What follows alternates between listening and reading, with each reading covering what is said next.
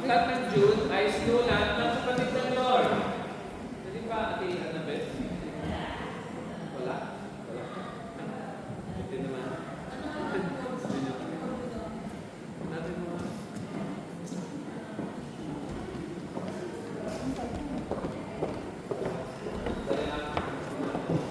Badeng, akin na yung ano natin. Patayin na natin. Nagsabi na silang malimit. Pinabuksan nila.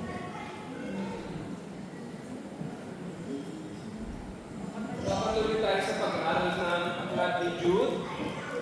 At tignan natin yung may mga tao sa aklat ng Jude na mga rebelde. Sabihin nyo nga, rebelde. Rebelde. Tayo ba mga rebelde? Sa aklat ng Jude, isa lang ang hindi rebelde. Sino siya? Si Jude. Lagyan niyo. Hindi. Sa Book of Jude, meron isa lang na hindi rebelde. Sino si Enoch? Enoch. Sabihin niyo mga sa tabi mo, Enoch. Si Enoch ay naglakad kasama ang Lord. At sabi ng Bible siya ay nawala. Biglang nawala si Enoch. Hindi na siya matagpuan. At ang paliwanag ng Genesis ay dahil kinuha siya ng Diyos. Isa dumano sa kanya. Diba? Sino sa inyo nakakaintindi ang ibig sabihin ng rapture? Rapture. Kailan mangyayari yung rapture? Sige nga. Sa muling pagbalik ni Jesus, diba? Pagbabalik na si Jesus, magkakaroon ng rapture. Kukunin niya yung mga nananampalataya sa Kanya. Pero bago mangyari yon, ay nangyari na sa panahon ni Enoch. Sa Genesis, ay meron nang pumunta sa langit na nauna na. Pangalan niya ay? Sabihin niyo nga, pangalan niya ay? Enoch. Si Enoch at si Elijah lang sa buong Bible at hindi namatay. Lahat ng mga nanampalataya sa Lord, sa Father, at kay Jesus ay nagkamatay lahat. Except sa dalawang tao. Una si Enoch at susunod si Elijah. Dalawang mga propeta ito. At ang sabi ng Biblia, sa aklat ng Jude, may mga rebelde. Sige, tignan natin kung sino yung mga rebelde. Una sa lahat ng mga rebelde ay si Bilam. Sabihin nyo nga, Bilam. Si Bilam ay si Balaam sa Tagalog. Balaam. Si Balaam, ang sabi ng Diyos sa kanya ay, ibibless mo ang ibibless ko at i-curse mo yung i-curse ko. Diba? Pero, kung naalala ninyo na binayaran siya ni Haring Balak dahil si Balak ay mayroong masamang balak sa Israel. At ang gusto ni Haring Balak ay i-curse niya ang Israel. Naintindihan niyo ba? Naalala niyo ba yung kwento na yun? Tapos ang sabi ng Diyos sa kanya, huwag kang pupunta. Kaya lang inalok siya ng malaking pera. Anong nangyari kay Bilam? Siya ay sumama o hindi? Sumama doon sa alok ng malaking pera o hindi? Ha? Sumama. Sumama siya. Kaya lang, bago siya sumama, anong nangyari? Di ba? Yung kanyang donkey. Nagsasalita yung donkey, di ba? Nakapas yung donkey dahil ayaw ng donkey maglakad. Bakit? Bakit ayaw ng donkey na maglakad? Umabante? May angel. Oo, may angel na nakatayo doon sa, sa daanan. At Leia, anong gagawin ng angel kay Balaam? Ha? Papatayin siya pag siya tumuloy. Sterling pa, in the end, pinatay ba siya o hindi?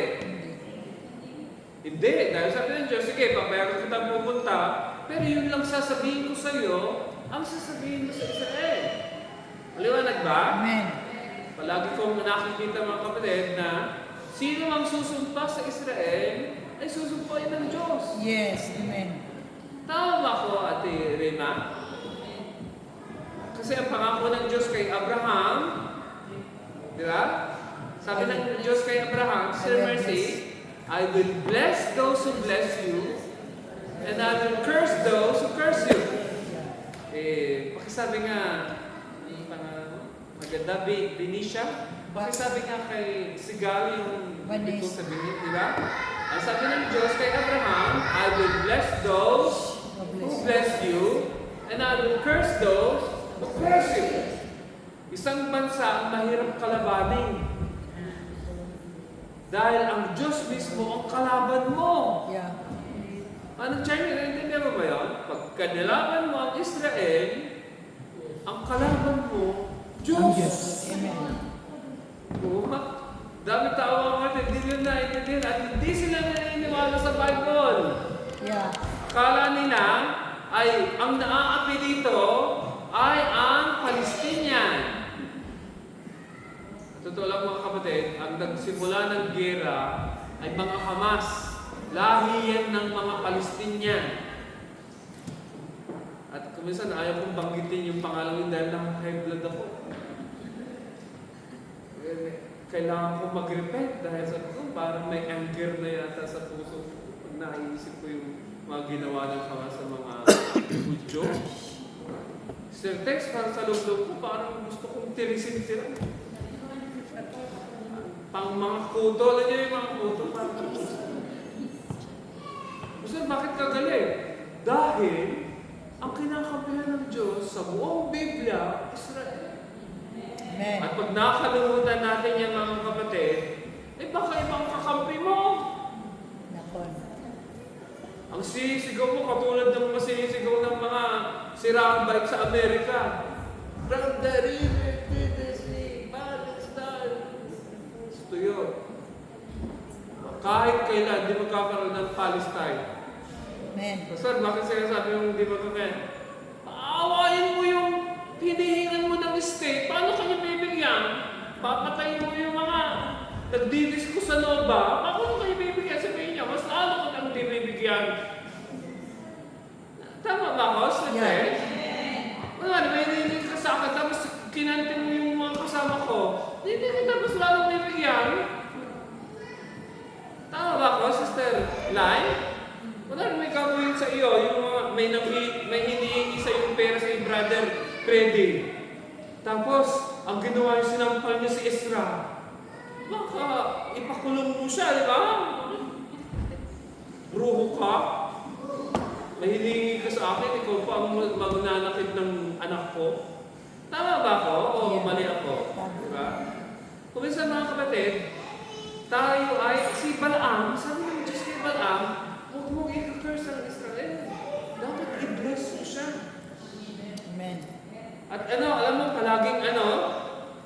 palaging nangkukulang si Balaam, ang lumalabas sa bibig niya, blessing o curse? Blessing. Blessing. Pastor, bakit naging blessing kung gusto niyang i-curse ang Israel? Dahil si Balaam, kahit siya hindi Jewish, siya ay totoong propeta ng Diyos. Amen. Nakagaya niya ba? Nangungusap Yeah. talaga ang Diyos kay Balaam. Yes. Ang problema, may alok. Hallelujah. Di ba? Minsan tayo minsan natitempt din tayo, di ba? Anong papalit, di ba? Minsan, nag-iisip ka din, ano ko nang trabaho ko ito, bisa na ito. Dahil, maliit ang alok. Di ba nga? Totoo ba? Ang sinasabi ko? Parang nakakatim yung malalaking alok, di ba? Tama ba ako? Manong IDF? IDF na din. Di ba? Tama ako, di ba? Minsan na, pagka may malaking alok, yung malaking offer, yun ang mas gusto natin kagatin. Amen ba? Yun ang gusto natin gawin. Tapos meron pa sa Book of Jude, ang sabi ng Book of Jude, meron pang mga rebelde na mga anghel. Diba? Ang mga anghel ng langit ay iba't ibang classification. Meron 3 classification ng mga angel. Meron yung mga tinatawag natin mga archangel na 3 sila. Sabihin nga, 3 archangel. Unahan natin yung sikat, si Lucifer, di ba? Tapos si Mikael, tapos si Gabriel. Ano na ulit? Sa kanang 3? Lucifer,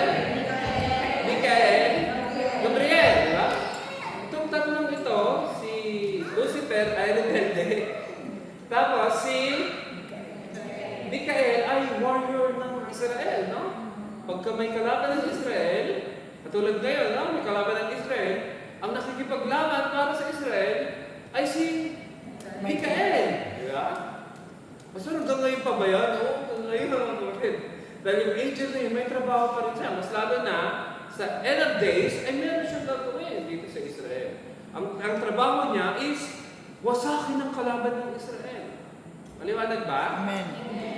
Si Lucifer, ilakasan muna natin siya dahil siya ang the best. Si Mikael ay warrior ng Israel, di ba? At meron tayo tinatawag na Gabriel. Ano trabaho ni Gabriel? Messenger. Messenger. Ang ibig sabihin ng messenger sa Greek ay apostoloi or sa Hebrew ay shaliach.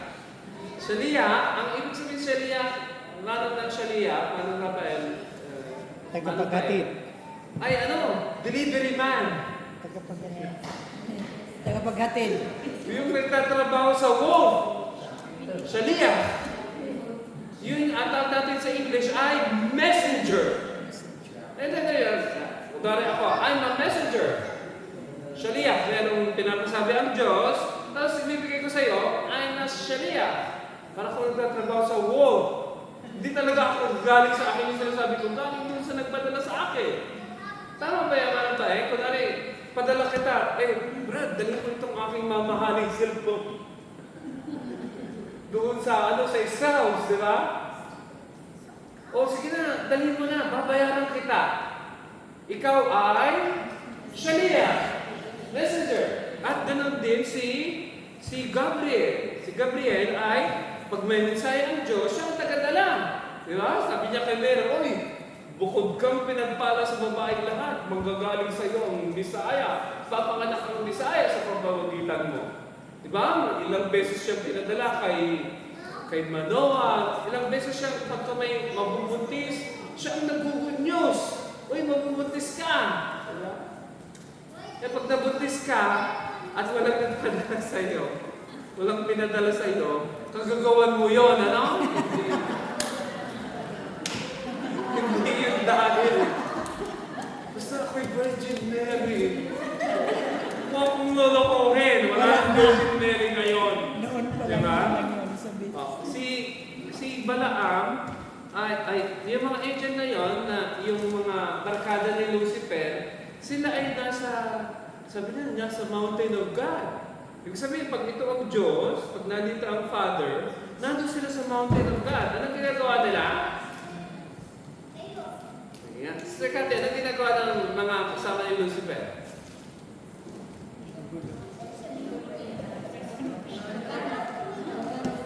Anong Esther, anong palagay mo? Anong ginagawa ng mga kasama ni Lucifer?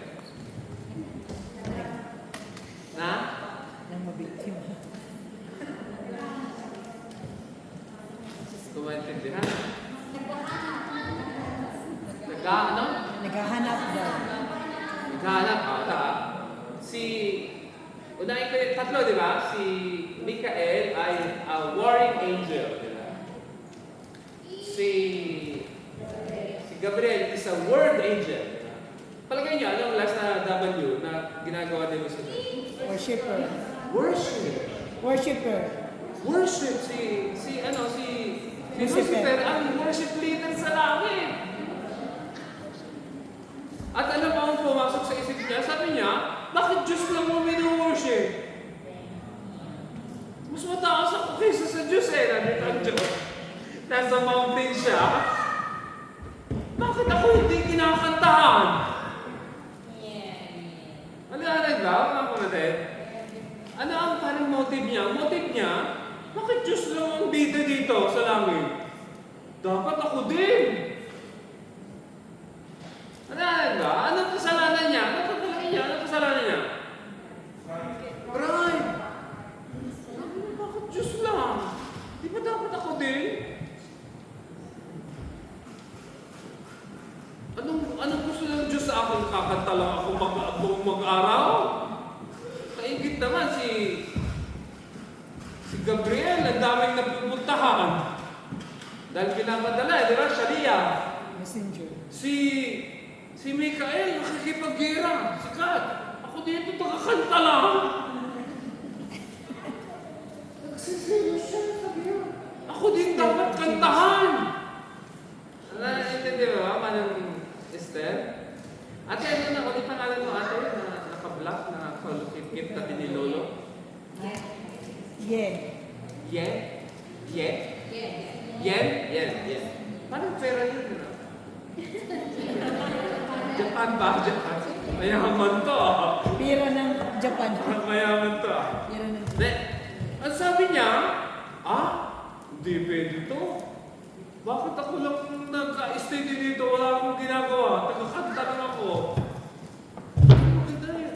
Ang kanyang posisyon mga kapatid, lahat sila, walang hindi. Palagay niyo, sinong mas mahalaga? pareho lang. Pare-parehas. May role. Gusto ko i-interject to, ano? Hindi ibig sabihin dahil ako nag-preach at ako nagpapastor, mas mataas ako sa iyo. Hindi. Wala ba yun? Yeah. Malabo.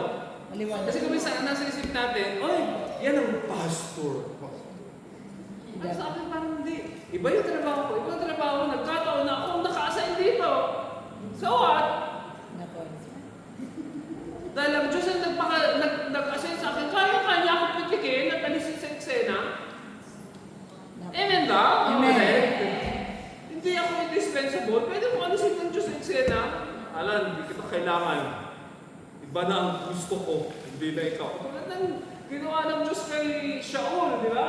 Siya dapat ang king. Yeah. Pero nagsumayan si Shaul, sabi ng Diyos, ayaw na kitang hari. Meron na akong napiling iba na kapalit mo. We are not indispensable. Hindi ibig sabihin yun na ito ang trabaho mo, mas ikaw ang parang Diyos na. We're the same in the sight of God. Alam mo, ang mga yung mga talagang sambahin natin, yung mga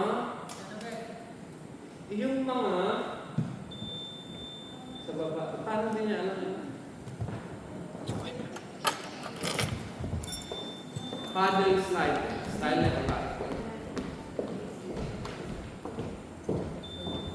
Nasaan na tayo ulit? Di ba ang ibig sabihin? Hindi ibig sabihin na yung siya ay pastor, siya ang pinakamataas. Tayo lahat sa harap ng Diyos ay pantay. Pantay. Walang mas mataas, walang mas mababa. It's so happy niya nagtrabaho ko. Yeah. At hindi ibig sabihin na ako yung untouchable. I can be touched. Sabi ko, ito ang palagi kong sinasabi. Dapat ang kailangan nating sambahin yung hindi napunta ng bathroom. Sino sa inyo mga kapatid hindi napunta ng bathroom? Sino sa inyo hindi napunta ng bathroom? Di ba lahat tayo napunta ng bathroom? Yes. Nabig sabihin niyo, tayo ay Pare-pareho. may dumi. May dumi sa loob, kapatid. Lahat ng kinakain mo, nagtatransform into pieces. Di ba? Yung kinakain mo, sarap-sarap, mamaya ilang oras, mas riyak. Bakit? Dahil tayo human beings. Labriyo. Amen ba, Sir Lenny? Tama ba ang sabi ko? We're human beings. At sa harap ng Diyos, pare-parehas tayo. Walang special, walang mas mataas. Sa harap ng Diyos, pare-parehas. Anong mas mahalaga sa Diyos? Bakit iniligay niya si Lucifer na, alam niyo ba na ang pinakamaganda sa kanilang tatlo ay si Lucifer? Sir Lenny, palagay mo, bakit pinakamaganda si Lucifer? May, palagay mo, may idea ka bakit pinaka-gwapo, pinaka-handsome, ang angel of light si Lucifer. Ate Melanie, matagal na kitang di naririnig. Palagay mo, bakit si Lucifer ang pinakamaganda at pinaka-gwapo sa tatlong angel? Tara, sabihin ko na. Dahil siya ang pinakamalapit sa Diyos. Nako. Pag ikaw'y pinakamalapit sa Diyos, ikaw ang pinakamaganda. Kasi yung kanya. Pag inalaw ka ng Diyos na maging malapit sa Kanya, kahit may team tayo, brother Papalit, tayo ang pinakagwapo. Pag inalaw ka ng Diyos, malapit ka sa Diyos eh. Anong nangyari kay Moses nung siya'y naging malapit sa Diyos? Anong nangyari kay Moses? Nagliwanag ang mukha niya. Kaya lang, bago siya nagliwanag ng mukha, hindi siya kumain ng 40 days, hindi uminom ng 40 days. Yes. Pag ikaw yung kapatid, patay ka na. Moses lang yon. Ay, kaya yung pastor si Moses, hindi kakain, hindi ito, mamaya, lalamayan ka na. Naintindihan niyo mga kapatid, hindi tayo Moses. Mas malapit, pinakamaganda si Lucifer, kaya siguro, nagkaroon siya ng isip na maganda naman ako Bakit Diyos lang ang pinamuri nila? Ako din dapat. Anong ginawa niya? Ikinumbisi niya ang 1/3 ng angel at 1/3 ng angel sumama sa kanya. Sabi nila, ayaw na namin ng Diyos, gusto namin si Lucifer. Ngayon, kinaas ni Lucifer ang sarili niya at sabi niya, dapat mag-rebelde tayo dahil bakit Diyos lang ang pinaparangalan dito sa langit? Anong nangyari sa kanya, Sister Jennifer, nung siya ay nag-rebelde? Anong ginawa ng Diyos sa kanya? Pinag-asamin. Anong ginawa? Tinapon siya sa earth. At anong ginawa niya, Ate Irene? Anong ginawa niya nung siya ay nasa earth? Anong unang tinira niya? Sinong tinira niya? Irene. Tinutokso. Anong Jenny? Sinong unang tinira ni Lucifer nung siya ay pumunta sa earth?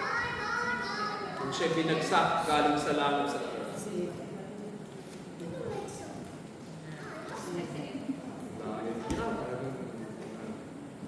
Pabalikin ko kaya kay Jesus Columborges, no? Manang Kristalina, anong ginawa niya nung siya tinapon sa earth? The only way, maganda ito, punutukan naman natin ang Lord sa buhay niya. The only way na masaktan niya ang Diyos, pinarasahan siya ng Diyos, tinapon siya sa lupa, ano? Ang ginawa niya, yung pinakamamahal na Diyos na creation, human being, ay kinumbisi niya kumumpisa ka niya. Tayo talagin. Anong pangalan mo? Sorry, nakalimutan ko. Anong pangalan? Ikaw. Belinda. Pati, yung isa ay, yung Melissa yung isa, ano? Belinda, paano niya inakit yung tao para kumampi sa kanya? Pinakain ng? Oo, pinakain, di ba?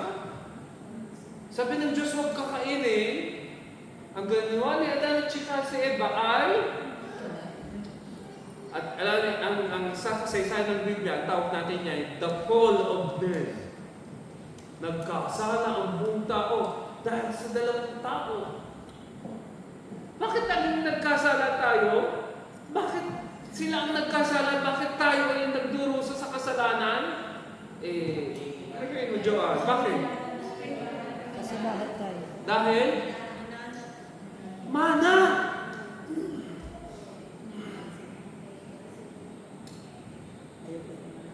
Dahil ang magulang natin ay si Adan at si Eva, amen ba? Amen! Dahil yung mga iba, ang sabi nila manong Epoy, galing daw sila sa unggoy. Sabi ko, kayo yun, kami hindi. Galing kami kay Adan at kay Eva. Narinig mo na ba yun, Naya? Sabi nila, galing daw tayo sa tuldok na maliit na algae, tapos naging unggoy na maliit, tapos lumaki ang unggoy, tapos naging gorilla na. Ganyan, no? Tapos yung gorilla daw ay nag-straight, tapos naging tao. Wow. Alam ko na, sister, di ba? Sabi mo, kayo lang, may narinig kayo, hindi namin lahi ang lahi nyo. Ang lahi natin ay si Adan at si Eva. Nagkasala sila, nagkasala ang lahat ng mga tao. At tingnan ko yung susunod. At meron pa isang rebelde, ang pangalan ay Korah. Di ba? Si Cora ay parehas na parehas kay, parehas na parehas kay Lucifer. Ang sabi ni Cora, Moses, bakit ang Diyos ay nangungusap lang ba sa iyo? Di ba nangungusap ang Diyos din sa akin? At sabi ni Moses, sa araw na ito, matutunayan ng Diyos kung kanino siya nangungusap talaga. Sa amin o sa inyo. At ang ginawa yung illustration, si Aaron, di ba? Kung sino yung tungkod ay mamumukadkad, yung almond, di ba? Siya ang pinili ko. Sinong tungkod ang namumukadkad? Kay Cora o kay Aaron? Aaron. Ibig sabihin, ang pinili ng Diyos ay si Moses. At galit na galit si Cora dahil hindi namumukadkad yung kanyang ano. Anong nangyari? Bukas kapatid yung ano. Pinapakain siya. Nilalapsun. Pastor, ano ibig mong sabihin? Dito sa Aklat ng Jude, maraming mga, tama na, meron pa eh. Sino pa ba nandito? Sinulat. Ang Israel na rebelde, Sodom at Gomorrah. Parehas na parehas yung context ni Lucifer laban sa Diyos, tapos si Cora laban kay Moses. Di ba? Bakit ang Diyos mo sa iyo lang nakikipag-usap? Sabi ni Cora ng mga pamilya niya. Basahin natin kung anong sabi ni Jude na dapat natin gawin para makaiwas sa mga taong na pag-aralan natin today. Help of the last days. 1, 2, 3, go! Ngunit kayo,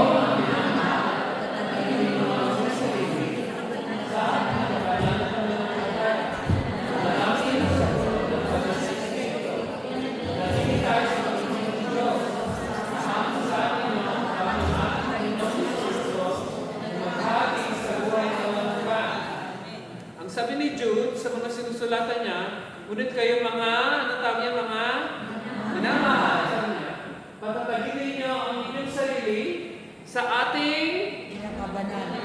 Pananampalataya. dapat yung faith natin daw ay matatag.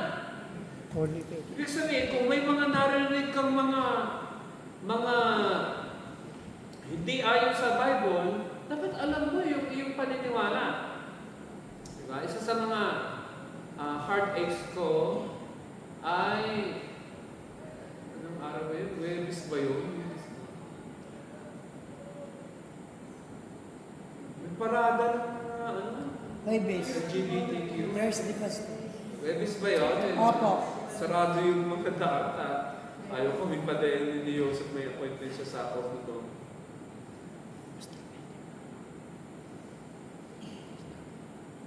Di ba, yung nalusutan na nga tayo, di ba? Nalusutan na tayo dahil nalusutan tayo ng Hamas dahil sa Nova Festival, may Buddha. Alam niyo ba yun? May Buddha. Opo.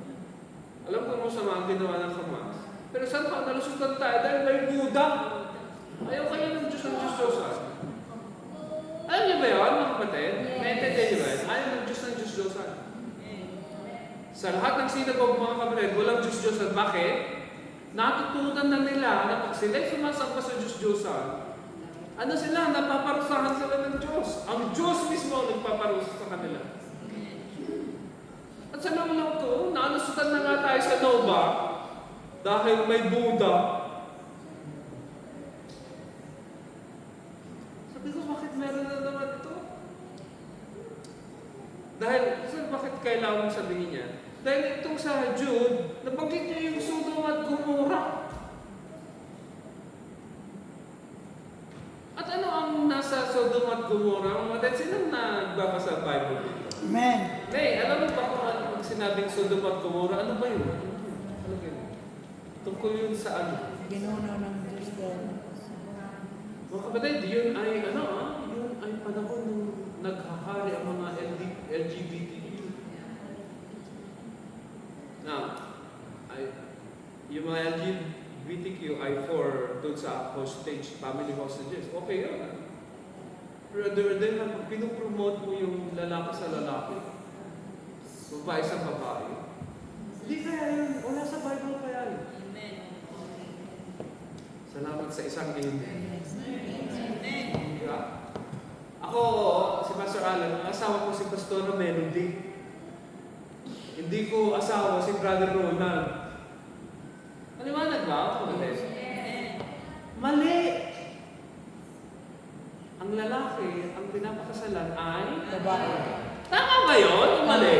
Tama. Ang problema pag ang lalaki, nag-asawa ng lalaki, dadami pa ba tayo?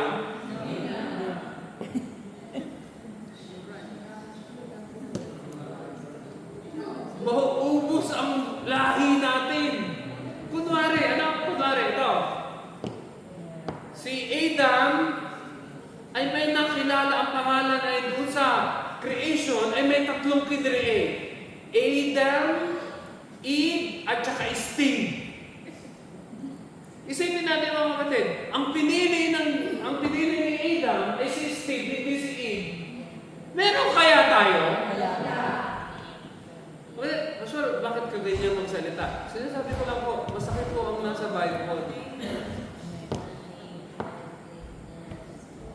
Amen ba? Amen. I wish, wala sa Bible, hindi nasa Bible mga kapatid eh. At ako mga kapatid, ay namangaral ng katotohanan. Yan ang trabaho ko. Hindi pwedeng ikasal ang babae sa babae. Ang babae dapat ikasal sa... Tama ba ako? Mali? Tama ba? Ano yung ibig sabihin? Nalusutan na nga tayo doon. Bakit tayo ito na naman? Parang awit ni Gary B. Di na natuto. Nakumisan parang ang buhay natin ng mga, hindi lang mga Hudyo, kundi mga Christian, ay parang, ano tawag yan? Ulit lang. Yung pattern na lang na parang nagawa, alam mo na yon na yan ang consequence, bakit gagawin mo pa ulit? Maliwanag ba mga kapatid? Meron ba kayo, ang sabi ni hindi ko alam kung sino nagsabi, may nagsabi na may mga, ang tao daw na sira ang bait, ay yung, alam na niya na yung gagawin niya, ito ang resulta, ay ginagawa niya pa rin. Yeah. Ulitin. Diba? Kung ito ginawa mo, ito ang resulta, tapos gagawin mo pa rin, ikaw na may konti. Baka hindi konti.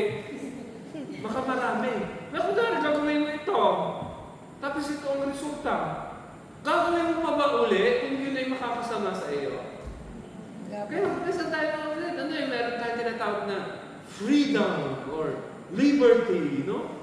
Na kung minsan yung ating freedom ay hindi naayon sa Bible. Na tayo mismo ang naglalagay ng kaparusahan sa sarili natin. Ito, sabi dapat malakas ang inyong pananampalataya. Paano tayo magiging malakas?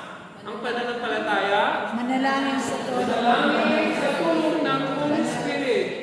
Dapat yung prayer down natin ay ginagabayan at sinasamahan ng Holy Spirit. Amen. Ano ba? Manalangin kayo sa pag-ibig ng Diyos. Yung pag-ibig ng Diyos ay nasaan? Manatili kayo sa pag-ibig ng Diyos, asahan ninyo ang nakabag ng ating Panginoong Hesukristo. yung pag-ibig ng Diyos ay nasa Jesus Christ. Hindi mo talaga mararanasan yung totoong pag-ibig ng Diyos kung wala kang faith kay Jesus Christ. Amen ba, mga kapatid? Pastor, bakit napakalaga yung faith kay Jesus Christ? Dahil yung dugo ni Jesus ang nagpatawad sa ating mga kasalanan. Amen. At kailangan mag-rejoice ka doon araw-araw na yung dugo ni Jesus ang naglilinis sa iyo. Amen.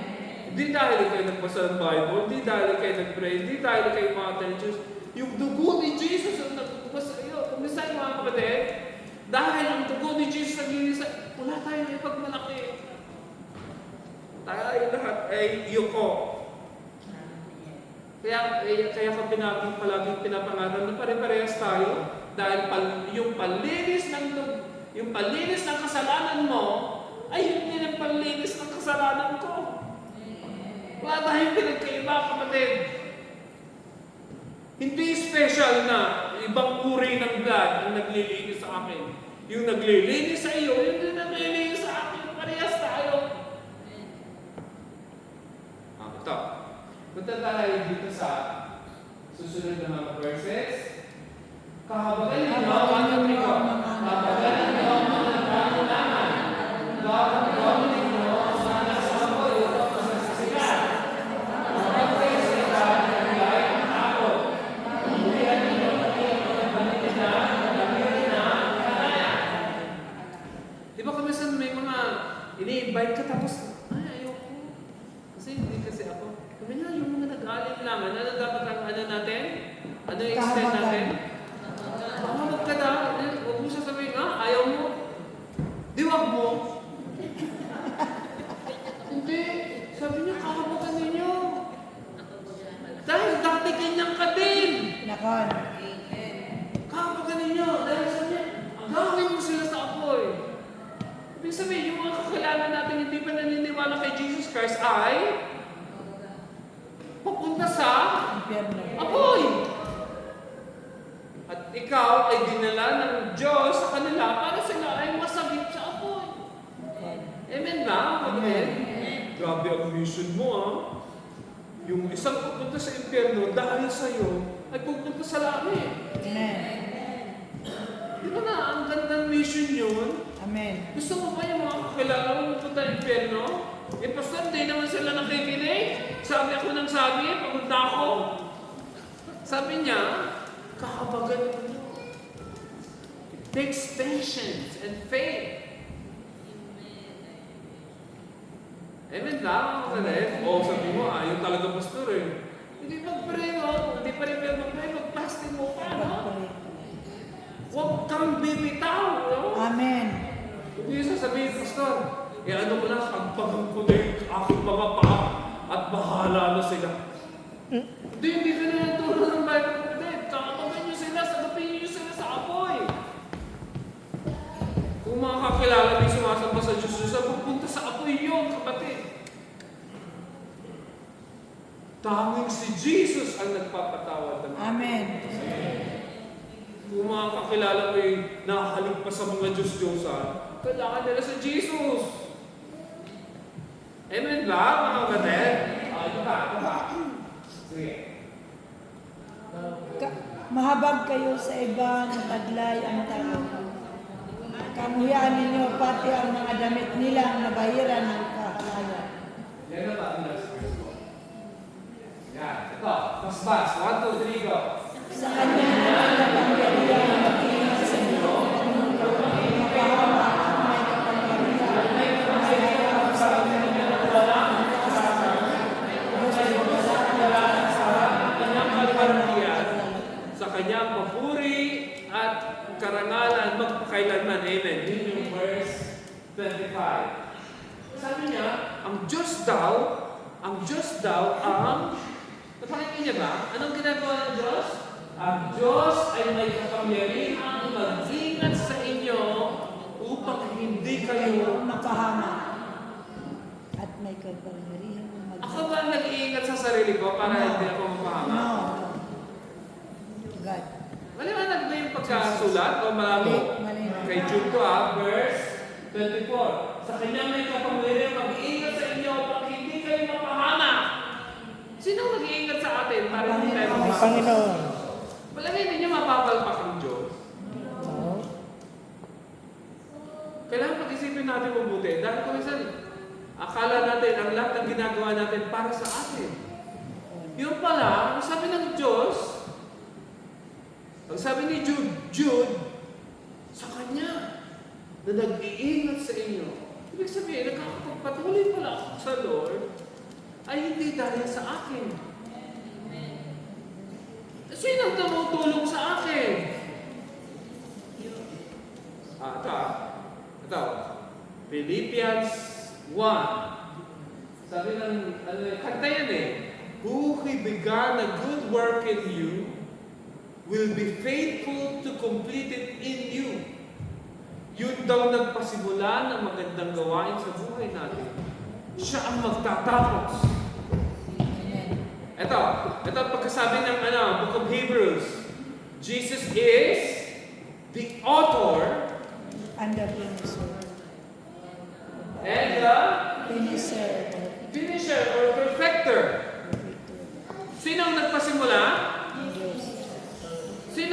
Tapos, Siya din.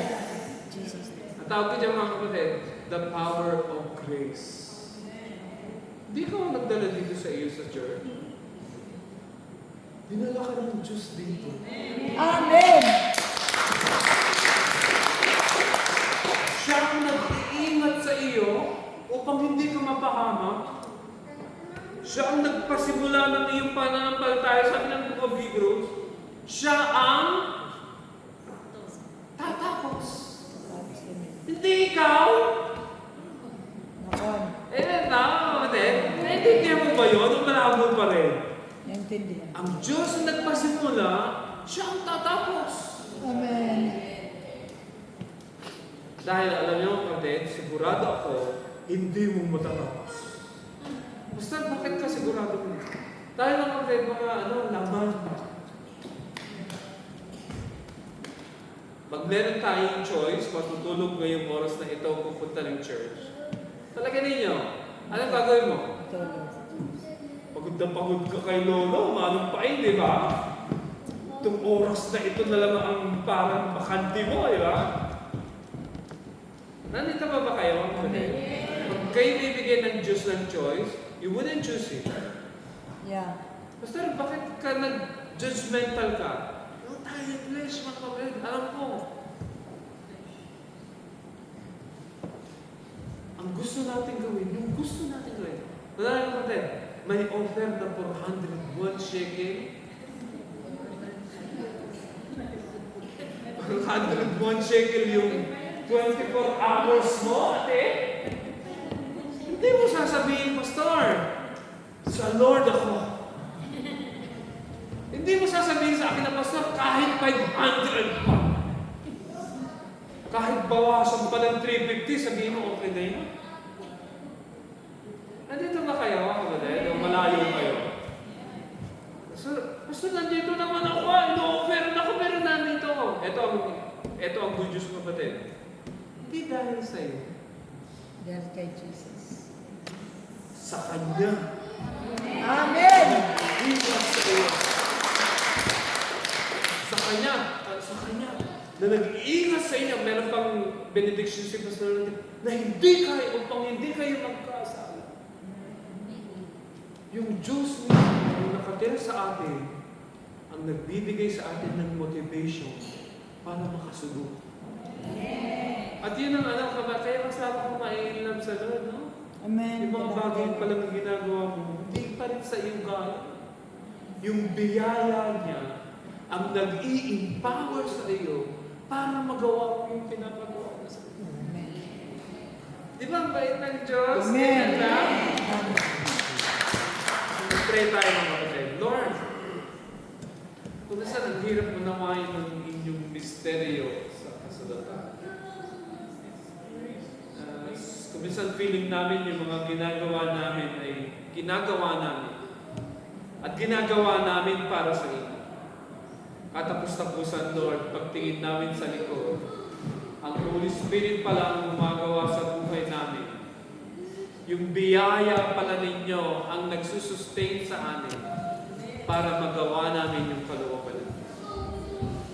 Napakadaling isipin ka, Panginoon, na ito yung mga gawain namin na kami ang gumagawa. And all of a sudden, Lord, ma-realize namin, ito yung Holy Spirit, ito yung grace na nagsusustain sa amin upang kami makapagpatuloy. At dahil dito, Lord, wala kaming maipagmamalaki. Dahil hindi sa aming mga gawa kami ay maliligtas. Amen. Kundi dahil sa biyaya na nakuha namin sa krus ni Jesus. We thank you for your grace tonight, Lord. And we thank you for the book of Jude. Palain niyo po ang buhay namin.